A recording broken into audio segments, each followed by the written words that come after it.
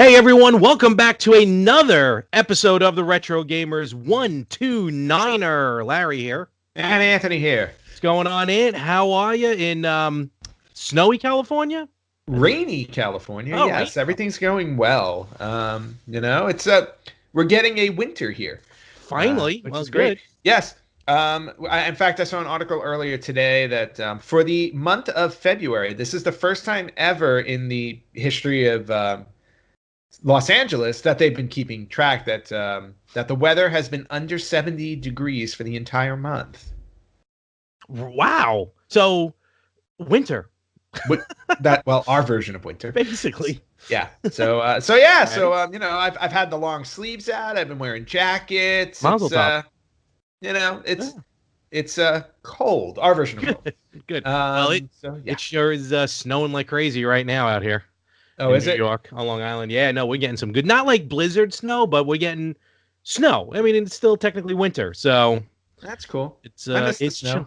It's about as cold out here as John Tavares returning to Long Island. Let me tell you something. You Islander fans, and it includes you. You Islander fans are horrible people. That was one of the best games I've ever been to. One of the best atmospheres I've ever been in. And I've been to wrestling, and it felt like a wrestling. Disgusting. Please, he deserves it, the rat. No, he doesn't. Let me tell you something. That man gave his first 10 years to the Islanders, and he tried to make a deal, and he couldn't, and he was very upfront about it. So that's not on him. He sure was, and he said, "Don't trade me." Okay, we won't trade you. And then that's it. Done. Free agent. I'm out of here. Islanders get bupkis. He couldn't come to a deal, man. It happens sometimes. That's the way it works. But the reaction from the fans, deplorable. Fantastic. Deplorable. This is why everybody hates the Islanders. What are you talking about? I can't wait to have to pay Except for the 20 fans that show up for the game. What are you talking? No, not in Long Island. The worst move they made was moving that move. That game was supposed to be in Brooklyn. That was in Brooklyn. Tavares would have had a good game. But Long Island. The Islanders are the equivalent of the Virtual Boy, okay? To me, yeah. They're the Virtual Boy of the National Hockey League. Oh boy, I mean, I know we got mostly Ranger fans listening, but there'll be a couple of Islander fans. Oh boy, but in any event, and maybe actually I should talk on Talking More Wrestling. How I really feel like Islander fans are also big wrestling fans because half their chants are all from wrestling. So, wrestling's notorious for creating chants. So. That's why I felt like I was at a show. But that was fun. That was actually an experience. But we are here today. We're actually going to have a very, very special episode today. Very fun one, hopefully. Yeah. If everything goes well, knock on wood, that we'll talk about in a minute. But before we get to that, Anthony, I got to say, and I've been waiting for these for a few weeks. Remember, that's a long time for you. It really is, especially because I was yelling at the post office for no reason. So I apologize, Frank. Remember a couple weeks ago, we were talking about some stuff. We were talking about some news, and we mentioned the Famicom Switch controllers. Yes. Here in the U.S., I'll show you one. Here in the U.S., if you sign up for the Nintendo Switch Online, that's the only way you can purchase a set. There's two of them. I'll have the one here.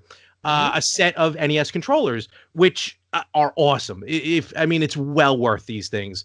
Not only for the NES classics that you can play on the Switch, but games like New Super Mario Brothers U Deluxe.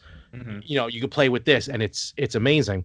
So we mentioned the Famicom edition, and basically you need to have an address in Japan and be part of the Japanese Nintendo Switch Online, unless you go onto eBay and you get to pick up these bad boys.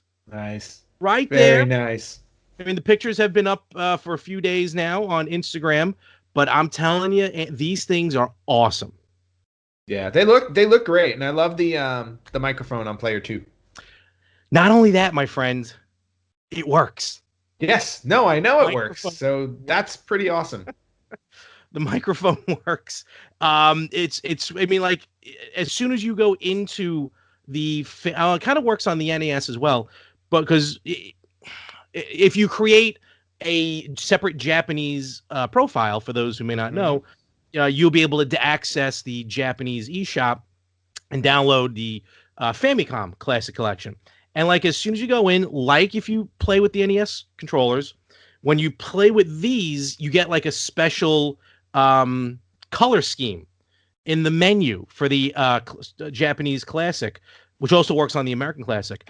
But as soon as you go in, I thought it only worked in Zelda. I don't know what other games it works in that's on there. But yeah, you start talking and it comes right out of the screen on the television. It is fantastic. Well, your voice coming out of a TV kind of frightens me. There you go. So very, very cool. I was so happy when it happened. It caught me off guard. It honestly caught me off guard because I just thought it was more aesthetic than anything else. But it's not. And the controllers are a little, which I think were even regularly, a little smaller. Well, they're a little smaller on the actual Famicom too. Yeah, that's what I'm saying. Yeah, I think a little shorter. But the round edges are comfortable. Yes. Very cool. I'm not going to say how much, but yes, they are expensive, but not really as expensive. If I think this, I'll tell you, because it's no mystery, because you can look at it online. After shipping, the NES controllers cost me like $75. Okay. So I'm going to say like for what I paid here, above and beyond, including because I got free shipping, quote unquote. Yeah. So, to ship from Osaka to New York, honestly, I don't think the price was that bad in the long run. So well worth it. And they are on eBay as we speak. There are other people selling them. So honest, I pick them up, especially if you're a controller. It's weird when the Switch came out. I don't know if you noticed this, but because I know a friend of mine at work, Peter, I'll give him a shout out. Like he does a lot of, like, he's collecting controllers, like the Switch controllers. And there's people out there like collecting all like the limited edition physical releases of digital copied games, from like those bums over Limited Run. So, what are you talking about? Limited Run is awesome. I have my Night Trap. I've got my Dragon's Lair. You bite my shiny white ass. So, I meant to say shiny metal ass. So yeah, it's the same language. Wow. It was gonna get bleeped anyway, but I screwed up the Bender line. So, like I know he collects controllers as well. So it's weird. Like Switch has also become like a collector's system. For all these different controllers that are available. So definitely, I think if you're on there, definitely check it out. I think well worth it to purchase these controllers. I'm very happy about those. And cool. I will end it on this. The reason why I yelled at the post office twice already, once we've discussed about my clothes, and another time I've had issues with the post office with stuff getting delivered, not just from LA. And this was another one. It got to my post office 3 days ago and it wasn't coming to the house. And I think they blocked me on Twitter because they would barely respond to my DMs. Maybe, I wonder if Frank is holding your mail.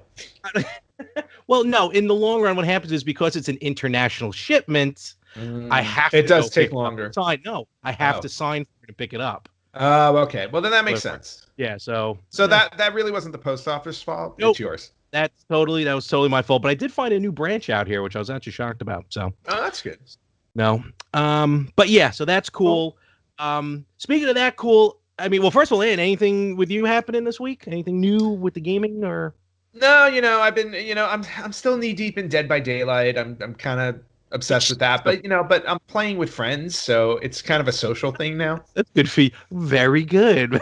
Exactly. I've made friends. I'm very excited. Which system are you playing it on?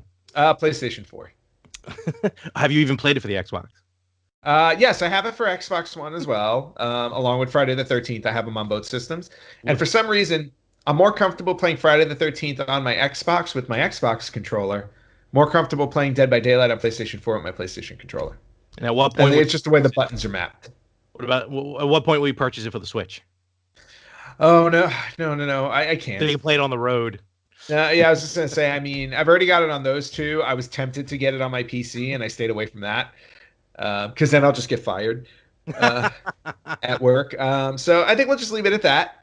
And yeah, and outside of that, I mean, on Saturday morning, I got the urge to play Legend of Zelda to celebrate its 33rd birthday. Yes. So I live streamed that and played through it, and that was pretty awesome. Yeah, you did it in just under 2 hours. A little under 2 hours, yeah. Which is pretty good. Sometimes it takes me 2, sometimes it takes me 2.5. I tend to get lost in the 8th and 9th level sometimes. Well, the 9th level is god awful confusing. Yeah, well, the 9th level you can get caught in a loop, but the 8th and 9th, the 8th and 9th level, for some reason I can't remember the maps like I can the other 7. So, but I kind of powered through it this time. It was pretty good. Yep. Yeah, and I can play that game. I can play that game ad nauseum. I don't know how many times I've beaten it. It's still it's still rewarding to me. I still remember it was when you were living back in New York, and a bunch of us went to New York Comic-Con, and I happened to have had it on my 3DS, and I think you beat the game while we were still waiting online to get in the building. Oh yeah, or to get into the con. The con wasn't even open yet. Yeah, no, I definitely did. I mean, that is my game. Like that is the game. It's like that's the game I can just pick up and plow through whenever I want to. I don't blame you. One more thing to mention that I happen to notice on the Switch. I know Nintendo, deal with it, people. That you can now first of all, you can pre-order the Final Fantasy games, Final Fantasy 7, Final Fantasy 10 and 10-2, which is a single download. And what was that other one? Final Fantasy 11 something or other. I don't know. It was another version. Oh, yeah, I know. I think it's 12. So you can 12, yeah. You can pre-purchase those. Those are coming out. And I also saw, which I didn't realize, Resident Evil 0, Resident Evil I'm assuming they're the GameCube versions. They may be the HD remakes that came out recently, not Resident Evil 2, but like the ones before it, and Resident Evil 4 separately, all coming out on the Switch. So that's pretty cool. Yeah, no, the Switch is definitely stocking up on some catalog titles, which is great because with the portability factor in it, it's just it's a no-brainer if you like those kinds of games. And finally, as a shout out for Mario, our friend Mario over there at the Rough Cut. The new Toe Jam and Earl game. Yes, Toe Jam and Earl back in the groove. Yeah. Now, I heard it's really good. I heard it's really good too, but did you know that one of the executive producers on the game is Macaulay Culkin? Like Macaulay Culkin? Really? I had no idea. Culkin. Yeah. Is he the one that started I wonder if he was on the Kickstarter video. He might have been. I don't know, but I was reading an article the other day, and they're like, "Yeah, he's an executive producer." And I was like, "Okay." I was like, "He must have really liked the first one." He's really dipping his hand into everything. That wrestling, a little bit of everything. Well, and why not? Well, that's he's got to get back in the limelight somehow, and I don't blame him. Kevin McAllister, all grown up. Actually, he did a really funny skit on the Edge and Christian show where they reenacted the Hogan Andre bit on Piper's Pit. Nice. Hulk Hogan, I think they called him. Hulk Hogan.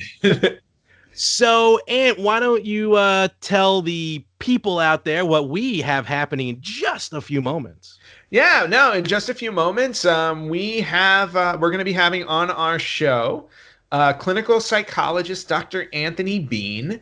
And he's going to be talking about his book, The Psychology of Zelda, where he actually dives into the psychology of the Legend of Zelda series. Pretty much what the title says. Yeah. But so Larry and I are both really excited about this. I mean, it's nice to have not only a guest, but like an official psychologist. No, you can say it, a real guest. A real guest. A guest. A guest that is not a friend.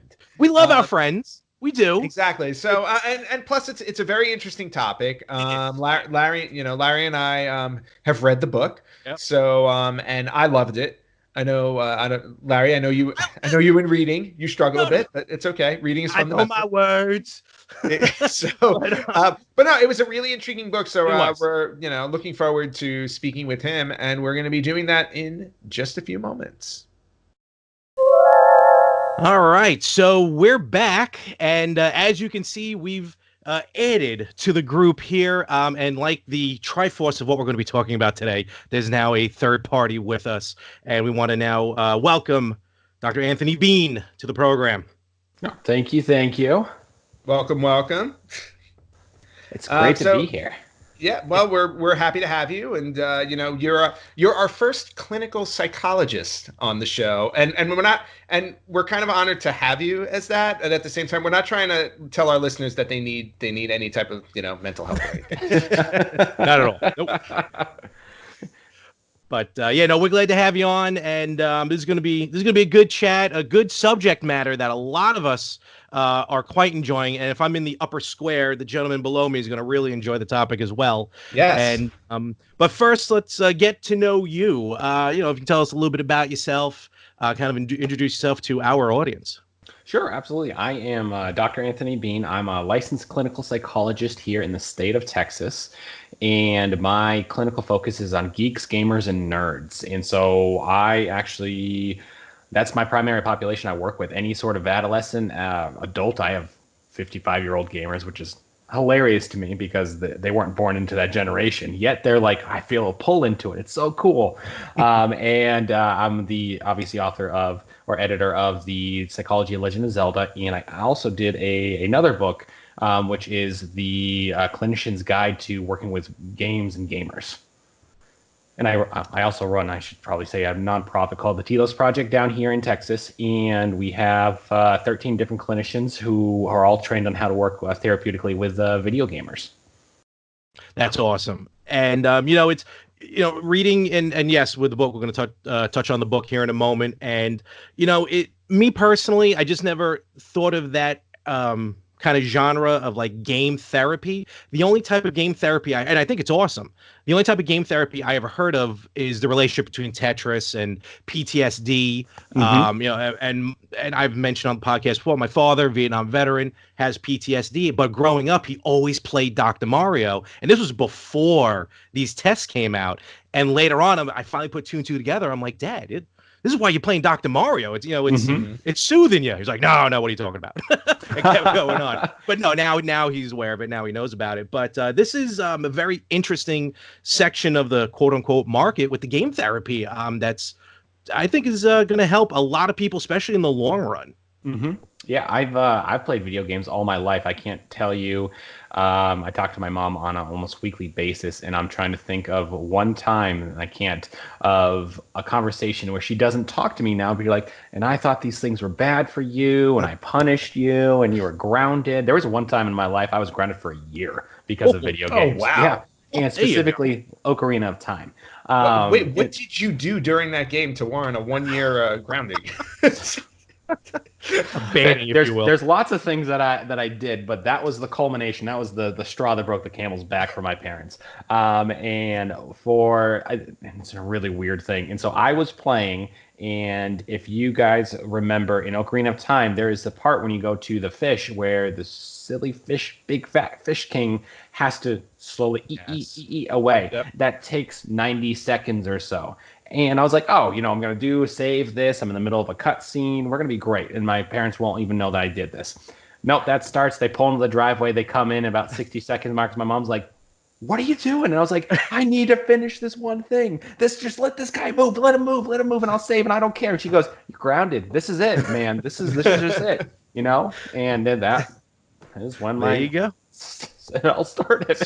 So not only did it all start there, but I guess you set yourself out on a path to make your mom eat her words. In a way, yeah.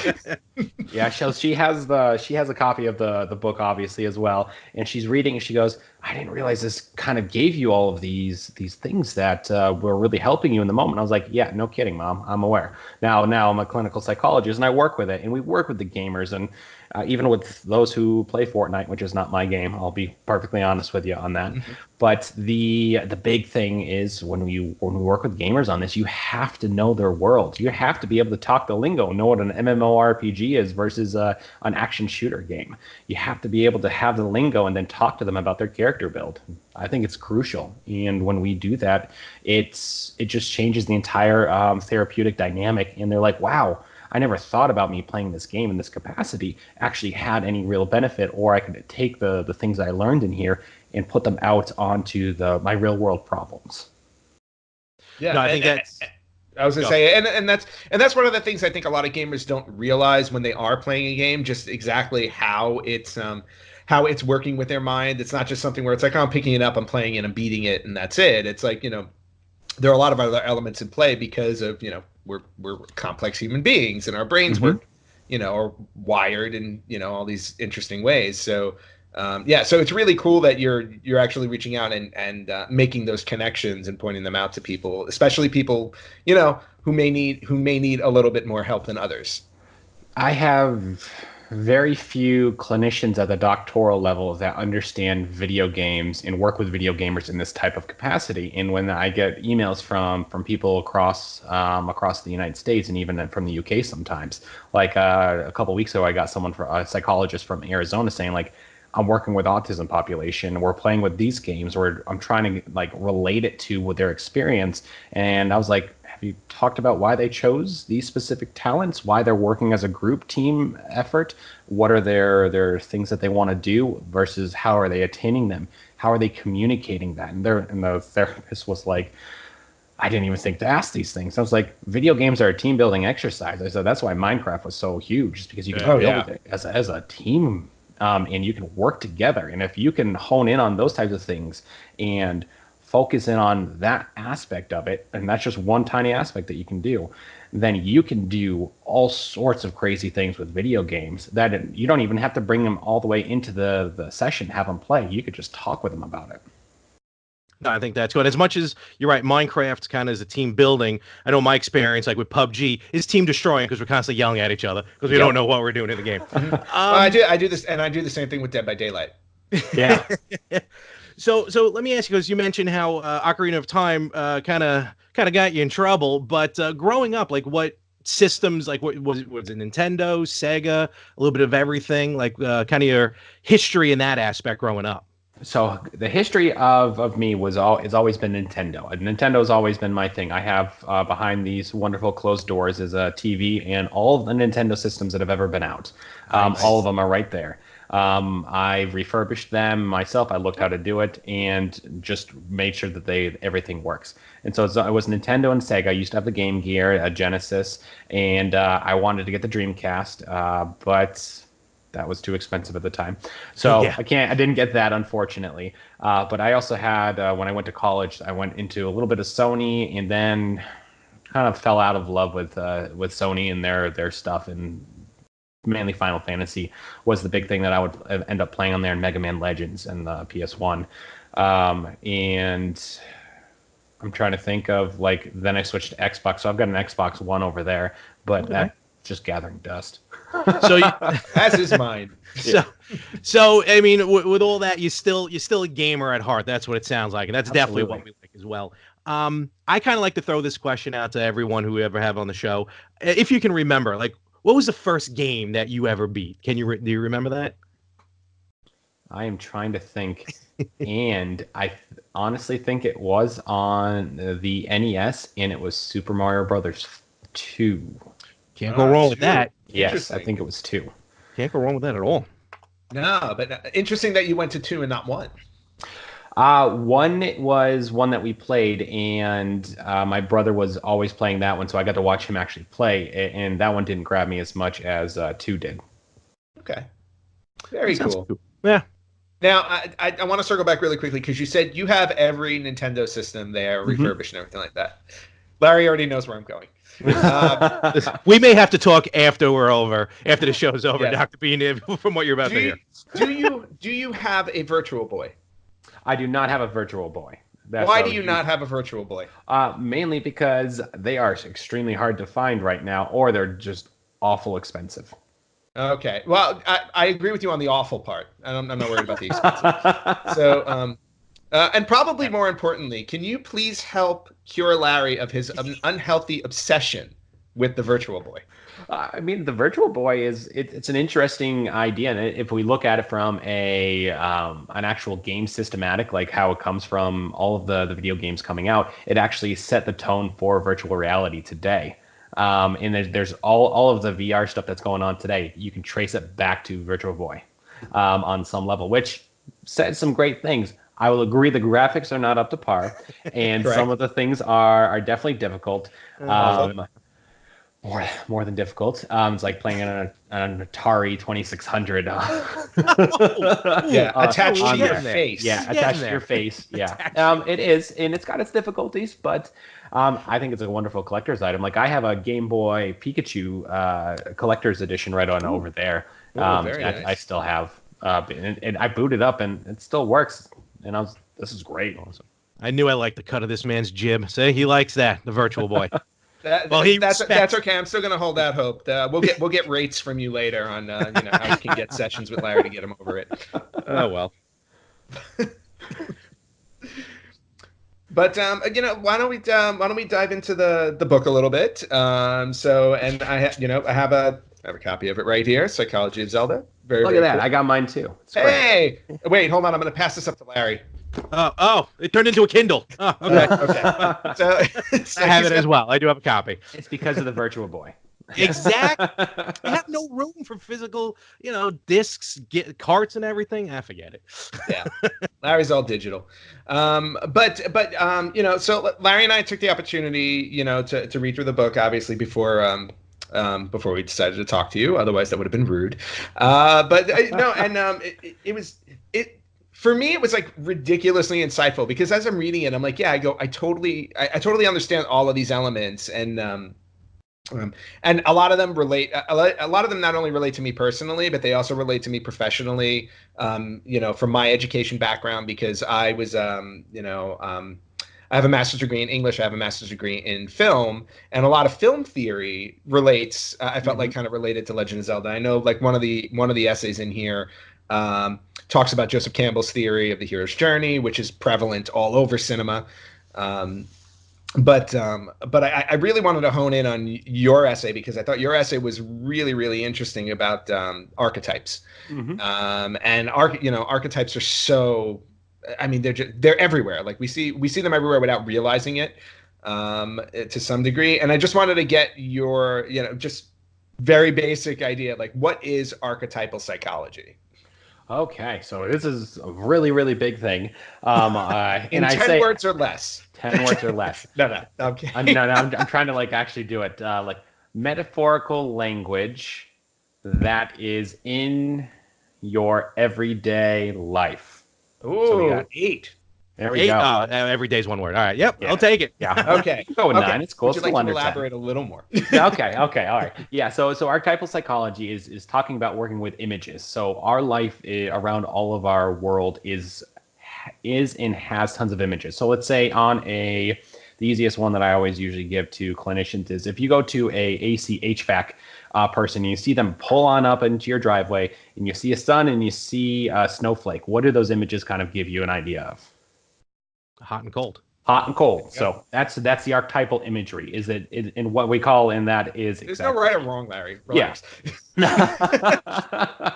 And so with that is images have a very big important idea behind them, and all of us are acquainted with those images. So let's say if someone from a different language were to see those images, they would probably have the very same reaction. Now you guys aren't communicating through English or anything like that, but the symbol of it is so important that everyone has these types of ideas and everyone is thinking the very similar thing. So archetypal psychology works on those types of metaphorical images and how do we understand them and how they're prevalent in our life. So Link is a metaphorical, literal archetype. He is what we'd call an archetype of the hero and one who focuses on defeating evil. Now, on that, by putting him into a video game, and you can do this across all video games, he is a literalized image. And when we literalize it, we lose what we call the expansiveness of what it does mean to be a hero.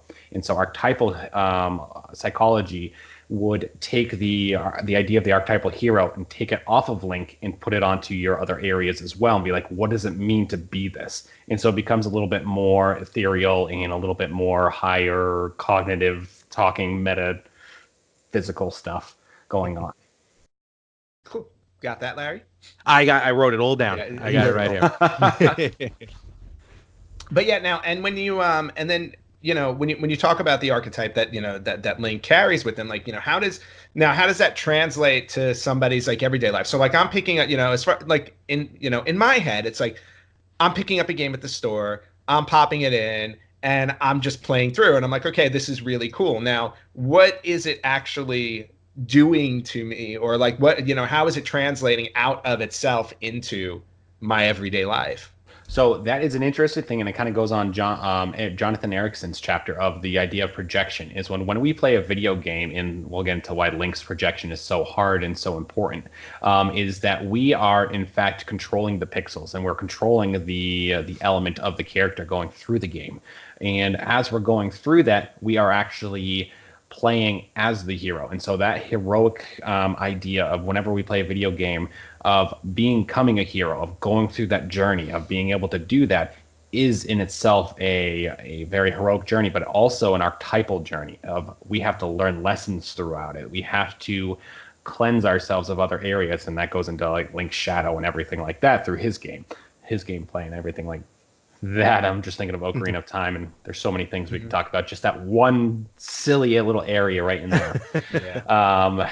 Never mind the water temple. Nobody likes the water temple. I never liked him in any of the games. But Link's Shadow is one of those ones that like always seems to come back. And to your point, it's like because it is like and it was pointed out I think in a few of the essays, like that darker version of yourself that you always have to overcome. Yes, in that is one of the reasons why Nintendo does such an amazing job on this game, and it always has. And it's one of the reasons why I think so many gamers love it from all different generations to all different age ranges, is because when we play through this game, we actually are projecting ourselves really hard, specifically on Link. And the reason that we're projecting ourselves onto it is because he doesn't talk. And the Nintendo developers actually did that purposely. So they actually talk about it in a 2016 interview of why they wanted to do that. And they specifically say it's so someone would actually think that you are Link. You are going through this. Oh, no, go ahead. I'm sorry. No, I was going to say, and then just by taking that, when we shut off the game, whenever we project onto something, we have to, what we call in psychoanalysis, reclaim the projection. And when we reclaim it, it has to go back into us. So as we're playing a video game, whether it's Zelda or another game, when we shut the game off, we have to reclaim that projection, that psychological feel of being a hero or working through that at a specific journey, and it then becomes a part of us. And that's really where we work with that archetypal psychology. Gotcha. I was gonna say, like, that whole projecting yourself on Link. The reason why Link doesn't talk because they want kind of everyone to feel like Link. It's kind of the same thing. I think Stan Lee said it. Why Spider-Man is like head to toe one of the only superheroes who's fully masked head to toe. So that way, like, everyone can imagine themselves being Spider-Man. So it's pretty cool to see that. Just to witness that comparison as well. I have a guess. I'm sorry. No, it's okay. I've got two cats. I had to kick them out already. So. Well, the two of them ruled the roost down there. So. Yeah, not today. Actually, his name is Link. There you go.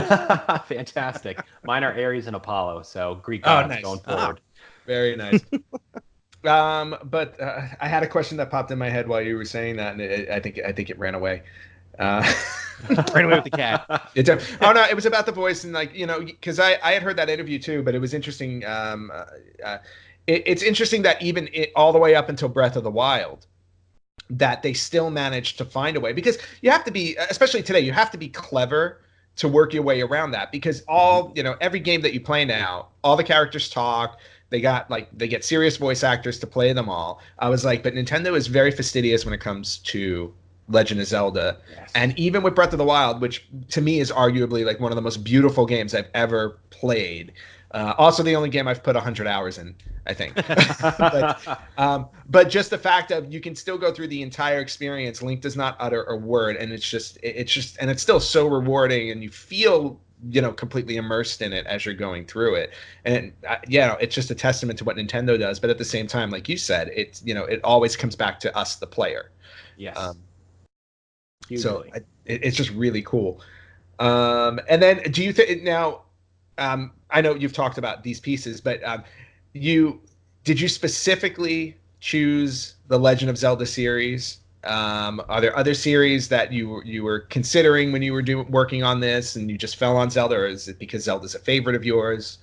Zelda, I have played every Zelda game that I can think of on all across the DS, Game Boys, everything. And so for me, Legend of Zelda was super impactful because you always start off as an orphan. And what a lot of people don't know about me is I'm actually adopted. So for me, Link was a super powerful character for me to project upon and overcome a lot of the stuff, because I'm going to use Ocarina of Time because it's my favorite. But I mean, even in the beginning, he is ostracized, not just by not having a parental figure, but the whole entire village ostracizes him heavily.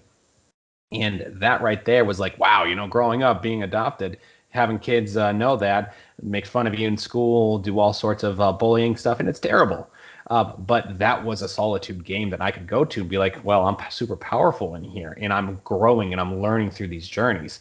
And how do I encompass this, but also work with it in a really healthy manner? And so for me, that was one of the big ideas of why I wanted to do Zelda, because it's something that I can probably talk to almost any video gamer that's coming in, and they're like, I know about Legend of Zelda, at the very least, if not they've played one of them. Yeah, those archetypes that you mentioned in your portion of the book, orphan, temple, hero, villain. The orphan one, I never really put two and two together playing all the Zelda games. Just figured they just kind of just start off the way they start off, starting on level 1 and then you work your way up. But it was pretty. I felt that was one of the more powerful archetypes, besides like the hero villain, which kind of to me went hand in hand. But and the way you just explained it now, even it makes it now even more kind of impactful from the way I was thinking about it. So in film, I usually call it the Disney effect, but now at least now, again, thanks to your book, I can use it in the video game franchise as the Zelda effect. It's like, what do? You start with an orphan. The Link effect. I mean, Zelda's already good to go. Yeah. If you think about like a lot of the video games that we play, whether it's from Nintendo or another place, there's always some sort of orphanage. I mean, I'm playing Stardew Valley with some other game researchers and psychologists, and they're like, wow, Stardew Valley's really, really, I feel connected to it. And I was like, well, yeah, your grandfather died and left you a farm. You've been orphaned on some level. You can find the pieces of being orphaned no matter, I think, whatever game you play. Whether it's you not having any figure or you starting off with no one to support you on some level, or you're losing a friend or something else along those lines. I think it's super, super impactful. And the games that use it accurately are the ones that we keep on seeing over and over and over. So Legend of Zelda, we see Mario on some level be orphaned on, we don't know who his parents are. True. And he doesn't really hand care off about Yoshi to Yoshi. Yeah, I know, exactly. And then like the Final Fantasy characters, all of them on some level have had a sense of loss. And that sense of loss is where a lot of the characters and why we grow from that. And that's that post-traumatic growth chapter that's so important, that can be extrapolated and placed upon anything. Like the purpose of this book wasn't just to give Zelda lovers an idea of the book overall, but it's also for like clinicians and parents to read this, to be like, wow, this makes sense of why this game is so powerful for my kid, and to use it and have a discussion around those things, because heck, why shouldn't you have a discussion about this? Oh, no, absolutely. I mean, obviously it's the ultimate way for parents who connect with their kids, because video games is such a large part of everybody's lives these days. Yeah. But you just touched on something I wanted to bring up also about post-traumatic growth, because one of the essays in your book specifically focuses on Majora's Mask and as a symbol of grief. Now, Larry and I go back and forth on Majora's Mask all the time because I absolutely love it. I wasn't. Yeah, I wasn't crazy about it at all. He wasn't crazy about it at all. But more gameplay than anything else, but because I couldn't play it, I couldn't get into the story of it. But Anthony, I know, you definitely loved it. Yeah, no, I absolutely loved it. And I guess, after reading that essay about it, I'm wondering if the game itself, because it's not just us. I know a lot of people that have a love-hate relationship with that one specifically. And I'm wondering if it's polarizing because of the subject matter, and maybe it's a subject matter that either people are unwilling to experience or have not experienced, and that's what maybe causes an issue with that game. Well, if we think about Majora's Mask, it's we compare it to all of the other ones that are out there, it's really not considered, in my opinion, a really open world game. And I think that if we look at all the rest of the Zeldas, all of them can be really open world. You can go to them at any time. You have to go back and traverse these things multiple times in multiple areas, depending on what kind of weapons or what type of things that you need to do. Majora's Mask is different because you have to continuously reset the clock, so all your progress is done and reset. And if you don't get all the masks to get Oni Mask, then you're like, why am I doing this? This just seems like so repetitive, and why would I want to keep on doing that? I think that's one of the reasons why a lot of video gamers are not a big fan of that one.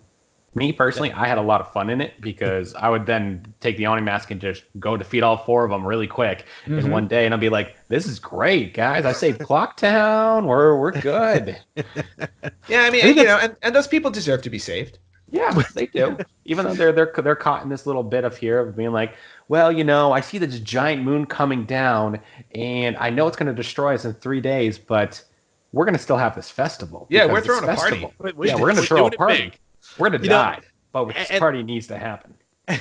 And looking at that particular essay with the Kubler-Ross model, the 5 stages, now that I see that in Majora's Mask, I'm not gonna lie to you, it kind of is gonna make me want to play it, just with that whole new aspect too. And probably the gameplay itself is still gonna drive me nuts, but if I can get through it, and kind of see that work its way through, right. I think that gives a whole new dimension to the game. It does, and I think that when they created that specific game, I think that they had an idea of what they were doing, even though they've never gone on record and said that they did. I still think that they had a purpose, because when you think about how that game starts, is we can think about it in a couple different ways. Is that Link is grieving about the loss of Navi, and then this other thing happens, and he either falls and hits his head, and he's working through everything in what we call the unconscious, and the game itself is playing in the unconscious, and we know Nintendo likes to play in Dream World constantly across all of their games. So to them, this makes really much sense that he's working through the loss of it overall. Versus the other idea that he then dies and becomes the skeleton in Twilight Princess. So there's kind of a different thing. But I mean, my opinion, I think that they could be really hand in hand, that he's working through the stages of grief in his unconscious, and eventually all the Links have to die at some point, but they come back and they keep on pushing. So why couldn't it be both on some level? That's deep right there. I know. Yeah. I think that's about as deep as we can get it, right? Yeah. I can handle. No, that's awesome though. Now, are there any Zelda games that you think though maybe don't fit into this format? Because I feel like your book touches on pretty much every one of them.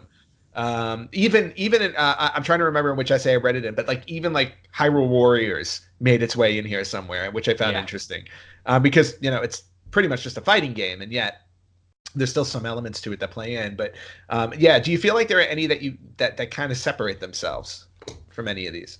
From as in being like a better game, or one that doesn't really kind of fit into that timeline feel of it? I would say one that doesn't fit into the timeline feel, or maybe even not playing on all the archetypes or anything like that. I would probably have to say Spirit Tracks, honestly. From my thing, I feel like that's an outsider game, if that makes sense. Like on the bubble, you're playing with the archetypes on some level, but it's different. It has a different feel to it, and the main progression is really working on with the train and getting those types of train parts to eventually go and defeat the evil person in the game. But for me, that was honestly probably one of the most least enjoyable games. Never mind the end boss fight when you have to do, I don't spoil alert, when you have to do the stupid little twirl thing. Yeah. That it's the controls on that are just crap. And there can be so many times that it just felt like I'm spinning. Why isn't this working? And I'd get killed, and I was like, this is crap. That and with those, because that came out on DS, and that's when all those games coming out on DS were specifically taking advantage of the controls. So I agree with you there as far as like Spirit Tracks, even Phantom Hourglass to a point.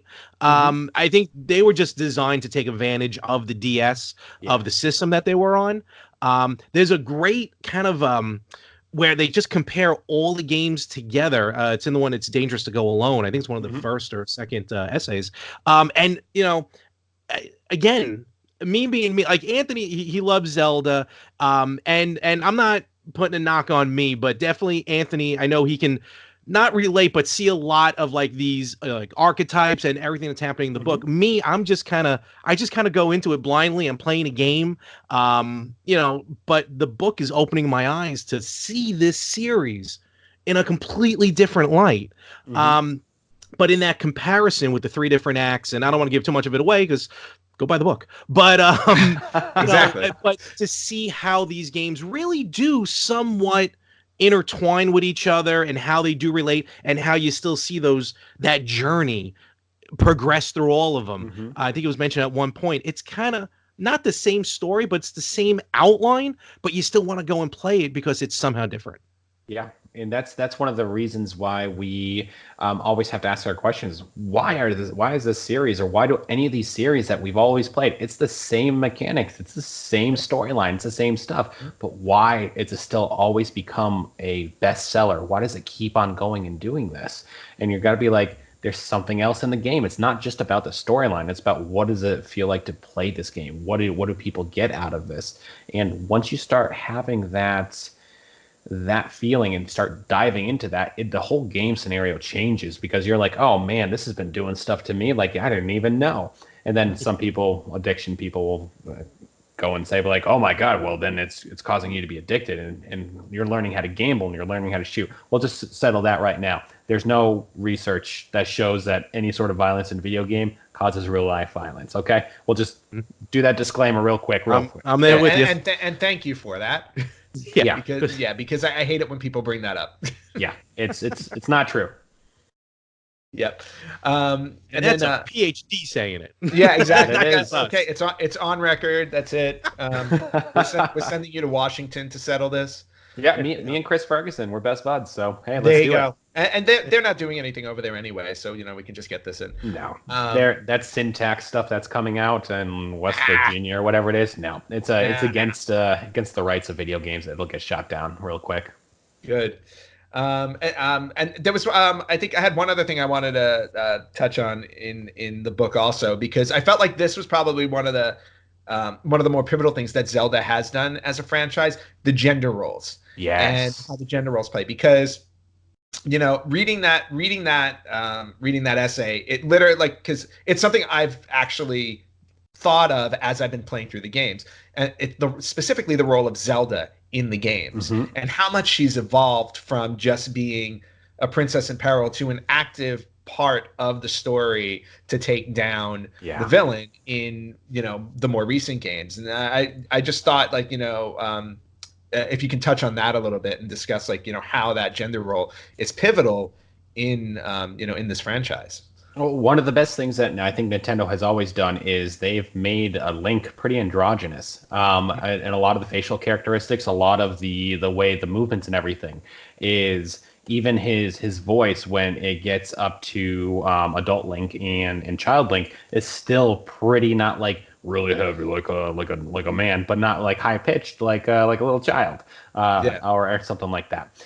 And so when we decided to do that chapter, and there was no way in the world that I could ever write that chapter, because I understand feminism, it's not my bag. So I had to make sure that we pulled these two writers very specifically, because of their ability to do it. So Melissa Huntley and Wind Goodfriend are just amazing at this topic, and there was just no way that we could ever think of having the book without them going into the idea of the evolving of Zelda throughout the games, as being this helpless princess of where, when video games first came out, like, oh, let's keep this very basic, let's very linear storyline. You need to get here, you need to save the princess, make everything go good.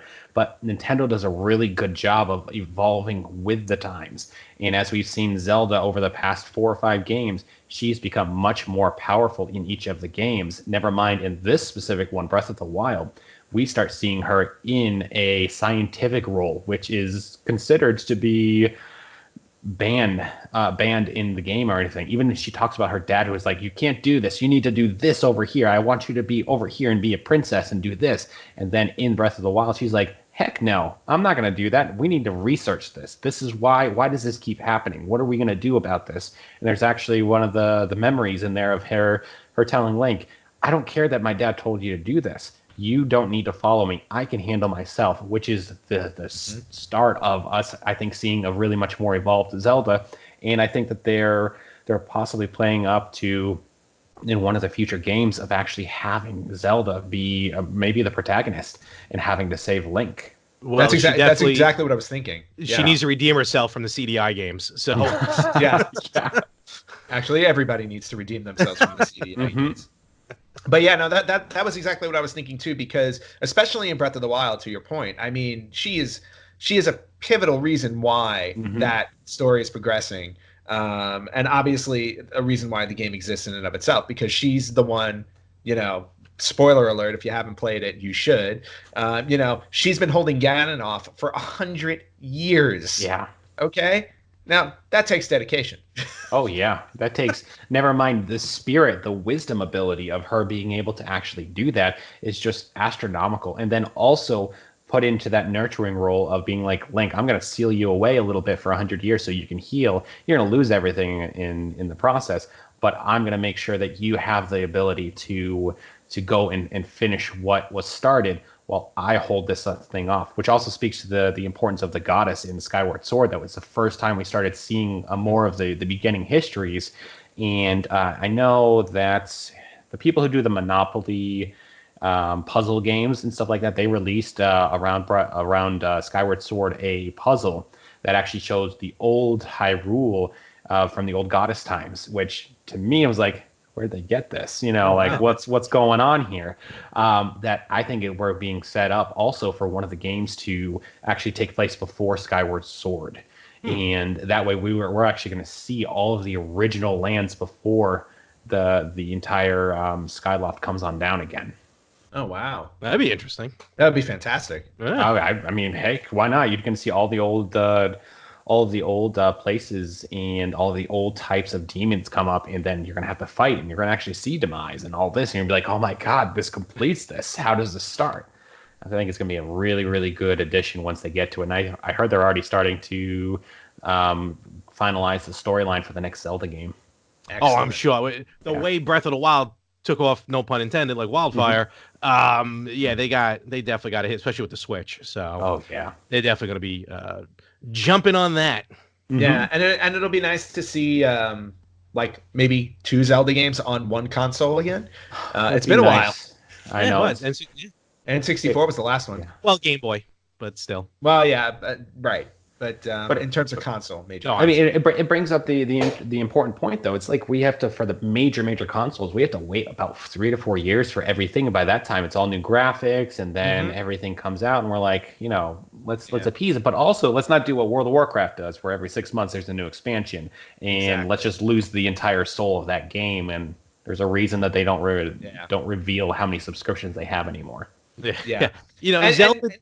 I was going to say, and graphically though, Nintendo doesn't necessarily care about that, because like I really don't think like they're not trying to beat Sony or Microsoft and be the most powerful system out there. So I feel like what they lack in the graphics compared to the other systems, they make up for in the content, and that's really what's most important to them. Always been about content. You're right. They've always been about content, and their stories. They've always been story driven. Mario, Zelda, Samus. You know what I mean? All of them are just story driven storylines, and but yeah, this whole Zelda thing, it's taking a world of its own. Yeah, we definitely can see that. In my opinion, and that's the reason why I keep all the Nintendo systems, is that their library of games has a much more pulling story than kind of anything we see out there.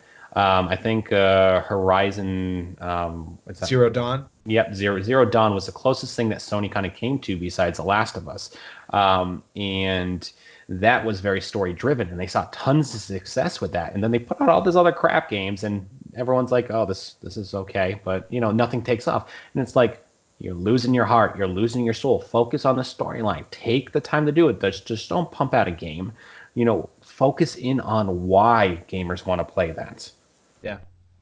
No, I was worried for a long time. I was worried, which I feel kind of not society, but just as time went on, like the attention span of people just kept getting shorter and shorter and shorter, which is why a lot of these, and look, I'll admit, even happened with me, which is why I really haven't played much of the later Zelda games. I really can't sit through it. I kind of just want to get in, play, and call it a day. But it'd be nice. I kind of feel like it may be tipping to come back to where people are starting to, kind of look at it, for let's sit down, let's give ourselves some time, let's let it sink in and enjoy it for what it is. Well, I think the Switch did something really unique on this one, very much where you can just go to the home screen and in the background, your game is still running, but it's paused. So you can do exactly what you're talking about. You can be like, I got 15 minutes to play. That's true. Let's play. And then let's put it back to the home screen and I can just take off and you haven't moved an inch. And that's where Nintendo, I think, has the upper hand. Yes. Or literally, you can take off with the Switch. Just pick it up and go. You're right. You're exactly right on that. Exactly. So that's what's coming back around. Yeah. All right. Zelda got me through a lot of flights to Asia. Sure did. Yeah. Yeah, absolutely did. That's why I clocked so many hours in that game. It was like, well, I had a lot of flights. Yeah. I bring my DS and that's what I play on there is the Zelda Phantom Hourglass, playing through it again right now. And that's just what I play on airplane rides because you know what? It's just super simple. It gets me through the flight, and I was like, yeah, I'm ready to go. Let's do this. Yeah, and actually, before we were talking to you this morning, we were on Facebook, and I went through the original Legend of Zelda, straight through. Which at this point you can play with your eyes closed, more or less. and you know what? That's a challenge. That is a challenge. And for a game that's 33 years old, that just turned 33 last week, I mean, it still holds up. Yeah, it does. It's got a really good gameplay. Absolutely. So let me ask you this, kind of on my end, one of the things that for you. Now we've talked about it. We got into psychology, we got deep into Zelda, we got into it all. Just for fun, just playing wise, which is your pure favorite? If I had to choose across all of the games of which one I would live and die by, it would have to be Ocarina of Time because of the first one. That was the first one that I just fell in love with, and it's just amazing game. It changed the entire categories of action adventure. They were really ahead of their time, and for me, that's always going to be the most powerful, and followed very closely by the oracles of seasons and everything along those are hidden hits, in my opinion. And you just started playing one of them. I just started playing Ages because I was never a handheld fan. So Larry knows this. Something about playing on a smaller screen drove me nuts. So I never played any of the Zelda games that were handheld. So now I'm starting to. There you go. now I'm actually going back to play them all because I have a retro system that I bought in Japan that you can just slip the handheld games into and play. So I started Oracle of Ages, I believe was the first one I started. Ages I started playing, yeah. But those two, I played Seasons. I got to finish up Seasons, and I'll hit up Ages. Seasons I bought originally. Ages I bought on DS, 3DS. So, but I played Ages first, then Seasons, and I really, really liked the style of it and the ability that they did because even that is still feels very open world, but there's different elements to it. Cool. And we also have the newest Zelda coming out now, which I think is just kind of probably to quench our thirst until a brand new Zelda's coming out. Is of course the reimagining of Link's Awakening on the Switch. Yeah. So like for Anthony, to me, Link's Awakening is like of the top 3 Zeldas, that's number 3 for me, Link's Awakening. And I can't wait to see Anthony or get Anthony's reaction once he really starts playing, even a remastered version of it. Yeah, because I've never played it, so and it'll be great. And I'm already loving the art style that they're doing. I know Larry and I have gone back and forth about it. I'm a purist, Yeah, he's a purist, but I like it when Nintendo takes those, gets bold and makes those decisions. Like I remember everybody talking about how Wind Waker looks terrible. They've completely gone away from it. Nope, it isn't going to be good. And Wind Waker is an amazing game. It's fantastic. Absolutely. Yeah. So it just goes to show you that Nintendo's not afraid to take those risks and, and make it look good. So Link's Awakening, it's interesting the style that they're going in because of that, it's got that little cartoonish vibe. I was like, but, at this point, after 33 years, I completely trust them, Yeah. Yeah, that's the same thing as a lot of people that see that are like, oh, graphics. And I'm like, hey, if graphics is your number one thing, then, why are you even touching Nintendo? Because Nintendo's not, like we've already talked about, is not really, like, they're always going to have a pretty good processor and a pretty good everything of what they're doing. But their main focus isn't necessarily on that very heavy detailed graphics. They want to see you enjoy the game. Mm-hmm. Exactly. That's what it's all about. Mm-hmm. Cool. All right. Well, I know I'm out of questions. Yeah, no, I think, I mean, this has really been awesome. But, is anything else that we didn't touch on that you want to bring up, or? I'm trying to think of, we did a pretty good job. Oh, we didn't really talk about Shadow Link. No, we didn't. Oh, yeah, that's true. Yeah, and we should really circle back to that because I think Larry deals with Shadow Link every day. I may. No, and actually Shadow Link as well. Shadow Link seems to be, I think, except maybe in the first game, but majority of the series is always kind of there. You're always kind of fighting, and you'll explain in a moment. It's kind of like that. Kind of fighting yourself. Yeah, absolutely. So it kind of plays into really well with the idea of projection, archetypal psychology, and knowing who we are as a Jungian stuff idea. So we always have an idea of who we are, how we've seen ourselves, but there's always what we call a personal shadow. And that personal shadow is, you can tell what your personal shadow is by things that annoy you in other people, because those things are things that you don't want to accept into yourself, and likely on some level you are doing those same things that you don't like other people to do. It's a fun little psychological experiment for any of the listeners. I'm going through my head right now. Yep, you're just like, oh, crap. Man, and so the idea of Shadow Link in Ocarina of Time is so important, because if you look at it, you are going through in that chamber, you are looking at the reflection of water, and water is archetypally the idea of cleansing. And so in that battle, you are cleansing yourself in the idea of your shadow. However, I think what the most important aspect of that entire battle is that Shadow Link is not going to engage you until you draw your sword first. And that right there is the most powerful and metaphorical and archetypal idea of how you work with your personal shadow. It's just going to be there. It's just going to look at you. It's just going to keep on paying attention to you, but not doing anything until you personally engage with it. And you have to make a conscious decision to do that. And that's one of the reasons why Shadow Link is so important, because when we look at the hero's journey for Link, he has to cleanse himself in order to obtain the ability to hold the wisdom from Zelda itself, or have her trust him enough to focus in on that wisdom and use the courage to then fight the power, in a sense. And if I recall correctly, if we look at the actual triangle sets, I think pretty sure wisdom and courage are on the bottom, I think, and power's at the top. Yes. And so I think, yeah. And so it gives a really good imagery of, you need to have the wisdom and the courage in order to support power. There we go. Yeah, and perfect balance. And also, to me, one of the only good things that came out of Zelda 2 was Shadow Link. See, and I enjoyed Zelda 2. It was just completely different. But, yeah, that kind of made me make a correlation to Larry, too, because now it makes me touch on, it's not Larry that likes the Virtual Boy, it's Shadow Larry that likes the Virtual Boy. And only until Larry can overcome Shadow Larry will he continue to like the Virtual Boy. So I'm going to hold out hope that he'll get over this. Hashtag Shadow Larry. Or maybe you're the one who likes the Virtual Boy. Wait a minute. Hold on. Definitely not as proof with the Virtual Boy that I have in my possession that's going to meet an ill fate. Hasn't happened yet, though. I'm going to go back. I'm going to re-listen to this whole thing. All right, I'm going to psychoanalyze you. Oh man, but Anyway, Dr. Bean, we just want thank you so much for coming on the show. We actually think this was actually awesome because we rarely get to step out of just us going back and forth and talking and arguing about games to actually finding the meaning and the deeper understanding of certain games. And of course, for Legend of Zelda, which is definitely one of my favorite franchises or my favorite franchise of all time, and one of Larry's favorites as well. This was actually really educational, enlightening, and fun.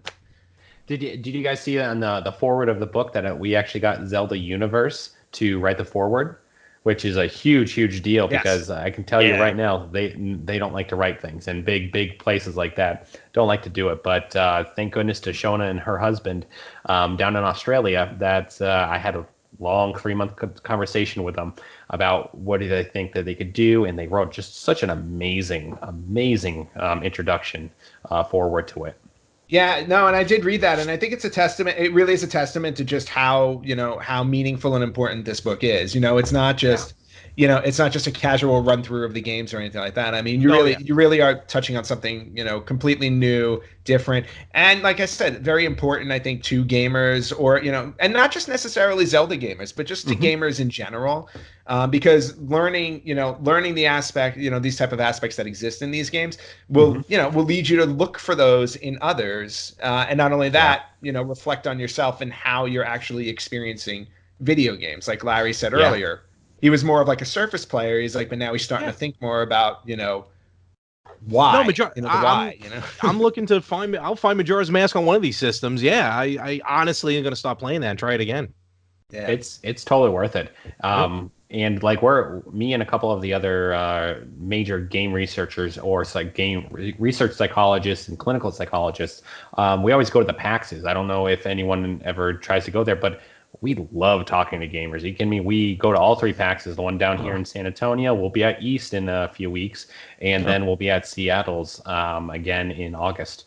And we just love to do it. And so we're going to try to kind of do the Final Fantasy, I think, one next, because I already have a giant list of types of things to go through. And they're like, even an idea. Here's some of them right here. There you go. So, there you go. I was going to say Final Fantasy is a tall order, but yeah. It's a tall order. Just make sure you touch on 7 and Eris so I can cry when I read that. Yep, it's got to be there. It's got to be there. Oh yeah, it's absolutely necessary. So can we find you anywhere? Like you want like a social media, anything like that? What do you get? Absolutely. I'm on Facebook. You can find me through Tony Bean or the Bean Professional Psychology Services. There's the Telos Project, which is the nonprofit that I've talked about that I work with, and I'm on Instagram and Twitter as @videogamedoc. Oh, awesome! Nice. And we'll put links in the description. No pun intended. Yeah. In the description of the shows, and Dr. Bean, thank you very much. It was absolutely awesome, and definitely, go check out the book. When there you go. We even got And actually, we're actually going to be. You guys sent us a couple of books, and we're going to be giving these away to two of our fans on our Facebook page. So be on the lookout for that. Absolutely. Psychology of Zelda. Look for it everywhere.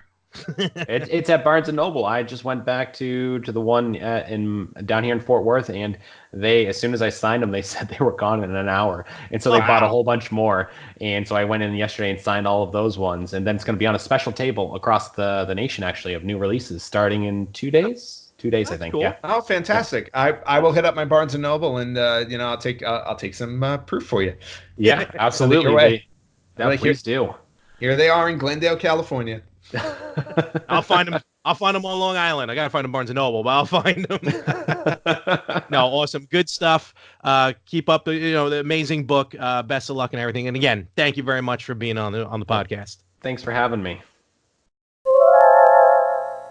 Well, Larry, I don't think we can really top what just happened on our show this week. So I think we should call it quits. I think that's it. Dr. B, thank you first and foremost again. Yes, Dr. thank you. It's what was so awesome about it, and I know you were in contact back and forth. You were the liaison for us. I wasn't and I don't mean it in a bad way. I wasn't expecting him to be a gamer like he is. I just figured he'd be, a PhD, doing the research, doing this. Mm-hmm. But he lived it. He played these games. He knew them. So that's what made it even more interesting. And honestly, gives not only, as I mentioned, makes me rethink these games, and honestly makes me want to go play Majora's Mask. And I'm feeling so nostalgic. I mean, I don't have it on N64, but I have one of those collector's editions on the GameCube. Those very expensive Zelda collections, hopefully, on the GameCube. And I may just dust that bad boy off. If I knew where my Wii system was, I'd use that. But I'll dust off the GameCube, start playing that, like I mentioned. But But to your point, though, I mean, we're getting to that point in society where gamers have grown up now and they're working in all these different professions. So I think it was naturally going to happen where you have, a experienced psychologist who's diving into the psychology of video games. So, and it's great to see that balance of having a gamer and an expert in that type of field, putting the pieces together, because it offers you a lot of insight on the games that you play that you didn't even, things that you didn't even realize were happening while you were experiencing whatever game that you're playing. Oh yeah, you're right. We talked about it. I just kind of play the game I just jump in and play the game on the surface. That's why I don't really play the games today. Again, to reiterate, but it just makes me want to go back and play all of them, except for Zelda 2. Play all of them again. I guess I have to because of Shadow Link. Play all of them again. And that's one of the most important ones. So you really should bite your tongue and play Zelda 2. God help me if he does Castlevania. But I think it was an excellent show. Again, Dr. Beam was fantastic. And we have a couple of books that we're going to be giving away on our Facebook page. So keep an eye out on our Facebook page. We're going to post the giveaway for these two copies. Yep. And I think this has been yet another fantastic week. Definitely. And all the links for Dr. Bean are listed below, whether it's the YouTube page or the podcast page. But real quick, and he's got one of the best Twitter and Instagram handles already, Video Game Doc, DOC. So definitely go follow him. Also check out the Telos, I believe I'm pronouncing that correctly, the Telos Project, the nonprofit that he runs. And of course, his actual website, Anthony M. Bean, that's M like Mary, AnthonyMBean.com. So again, thank you very much, Dr. Bean. Just another Anthony that I do a podcast with at this point. Another successful Anthony. Us Anthony's are very successful. I'm surrounded by them like lemmings. So it's true. We are the lemmings. So with that, we're gonna wrap this one up, and I think I'm actually proud of this episode. I'm proud of us. So we finally, after 128 episodes, I think we're finally in it with these interviews. So let's start grabbing all the big time people. Okay. Who do you want me to get? I can get. I'll reach out to Macaulay Culkin's people since he just did. Toe Jam and Earl. I'm in with that. The only person who's banned is Billy Mitchell. Oh man, I can get him in next week. Well, he's working at Arby's down the block from you, so what can I say? Probably. And with that, Ant, thank you very much for another week. Have yourself a wonderful week. You have yourself a great week as well. Larry, where can they find us? Oh, yes. Wow, I'm so into everything I'm promoting to everybody else. Find us pretty much, first of all, YouTube, Instagram, Facebook, Retro Gamers Podcast, our website, theretrogamers.com. Contact us. Email at theretrogamers.com. Anywhere you listen to podcasts, listen to us, especially on Spreaker, iTunes, Amazon Alexa, Spotify, all of them. You know the deal. And 5-star ratings, 5-star reviews on Apple iTunes definitely will help us out. So yes, they are very, very helpful. And then of course, there's also the rest of the podcasts on the More of the Same network. You can also listen to the Yin and the Yang podcast with Anthony Chu. Yep. You can listen to The Better Half with Larry and Frank Messina. And, of course, Talking More Wrestling, which is back for WrestleMania season with Larry. Yep. That's basically all of them. And, definitely back in the groove with all this. A couple of them were on hiatus this week, but that's okay. Yin and the Yang every Friday, The Better Half every other Wednesday, Talking More Wrestling every Saturday at 6:05. And, of course, you know where to find us every Tuesday. And with that, Ant, We're going to bid everybody adieu. Adieu. And we will catch you right here next week on the Retro Gamers Podcast.